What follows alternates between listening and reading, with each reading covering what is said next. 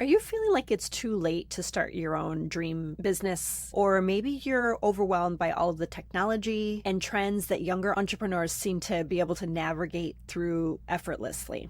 While it's true that starting a business after 50 can be daunting, there's another part of that. You have so much to offer. You bring something invaluable to the table. You have your life experience, your wisdom, and the network that you have built over time. And that's an edge that many first-time entrepreneurs simply don't have. And you have it. Even if you only have a certain comfort level in a couple of those categories, you have an edge. So whether you're stepping into a new chapter of life out of necessity or passion, or just plain old curiosity, this is your time. It is not too late.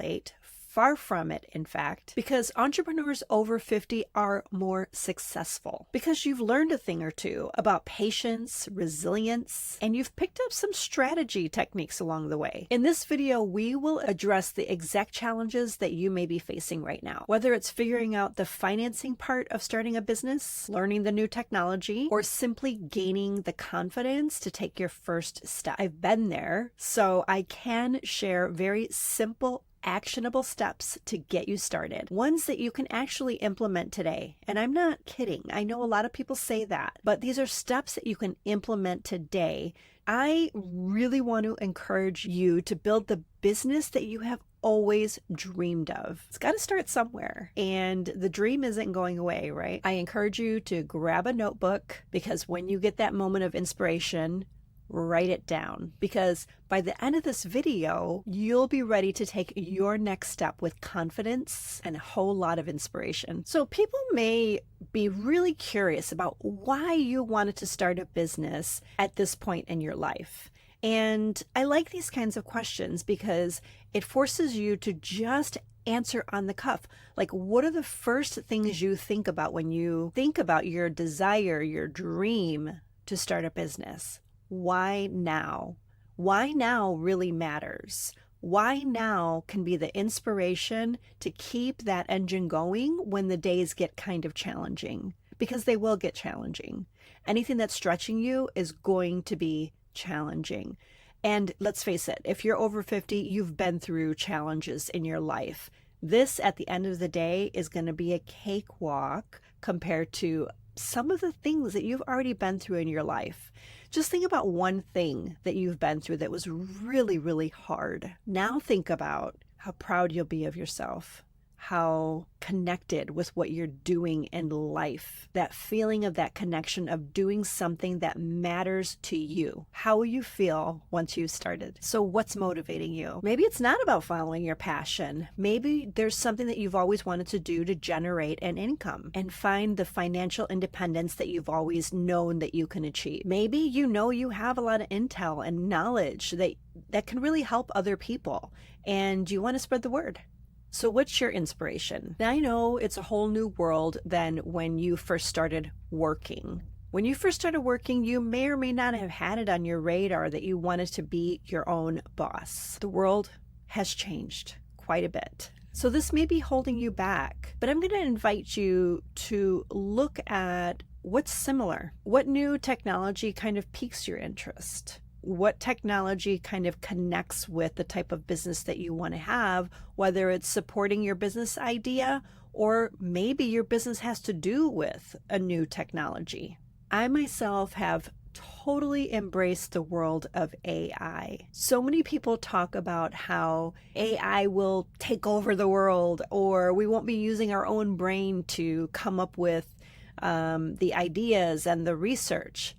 But actually, all it really is an electronic library. And ChatGPT becomes my librarian. I get to ask it questions just the way I would a person. So try to look at technology like AI and ChatGPT as a real world version. What would be your real world version that you would be asking these questions to? There's so much we can learn from our electronic library, ChatGPT. Now, don't get me wrong. You do need to do your own research. You do need to verify ChatGPT as a resource. Anything that you take, unless of course it's an idea generator and it just, inspires you to come up with a clearer concept idea from your own thought, you just take it as inspiration, right? That's one way to use ChatGPT. But many people also like to use it as a resource guide to find statistics, to find resources to back up their idea. And so anytime you're looking at that type of information, make sure that you fact check it. Talking to it like it's a human makes it much easier to communicate with. So I'm going to put a little challenge to you that any new technology or AI-driven adaptation, anything that you're curious to know, what is that? I want you to write it down and then set some time to research the different types of technology that you're hearing about. Explore them. Which one piques your interest the most? You never know what you can learn that can really guide you to your entrepreneurial journey. Now, where are you at in your confidence in exploring the ideas that you've had in the back of your mind, in researching things that just plain old interest you? This is where I really want to guide you, because those little interests, those thoughts of, what's that about? What can I do with that? Those are the nudgings that we want to pay attention to.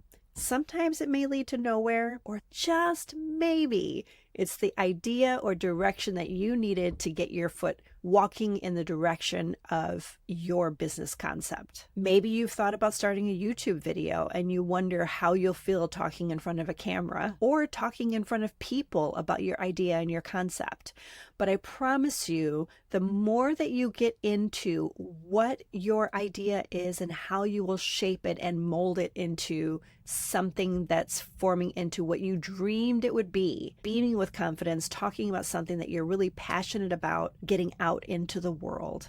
It can't hurt to start thinking about who could be an ally of support or who can add something to your idea. Start to at least jot down some names of the first people that come to mind, either on a personal level or professional level. Just jot them down and set them aside for now. This may be a huge advantage and something that you don't have to recreate later when the time comes. But with this, you can start building and forging relationships as you're finding focus and your new path. So before you take the leap in hiring that coach or taking a class pertaining to some type of technology, take a step back and think about, how else can I do this? This way, when you get further down the road to implementing your idea, you'll have a clearer vision of what you need and what you don't need.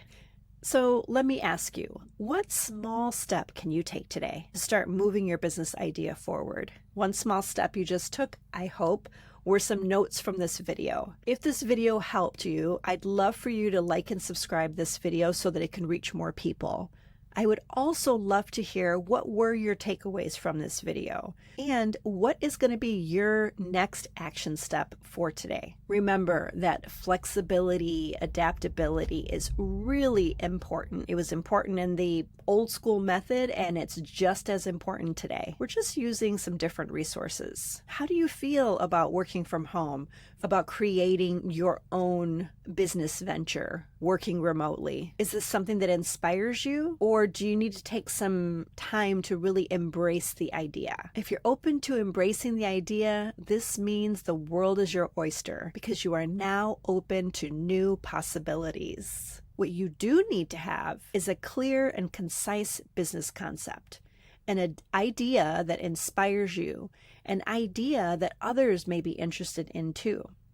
It's funny that in our age, we tend to tell people a lot of things that we can actually turn that advice onto ourselves. What would you say to a loved one if they were fearful of taking this action step? What would you say to someone that had a fear of failing? What would you say to someone who feared that their idea wasn't a good one? What advice would you give? I want you to turn that advice onto yourself. Remind yourself how important failure is, how important testing your ideas are, how important it is to take the first step, and then the next first step, and the next first step. Now it's time to follow your own advice. So if you'd like to hear more videos like this, I just want to remind you to like and subscribe, leave a comment below, and let me know what you're working through. Thanks for being here, and see you in the next video.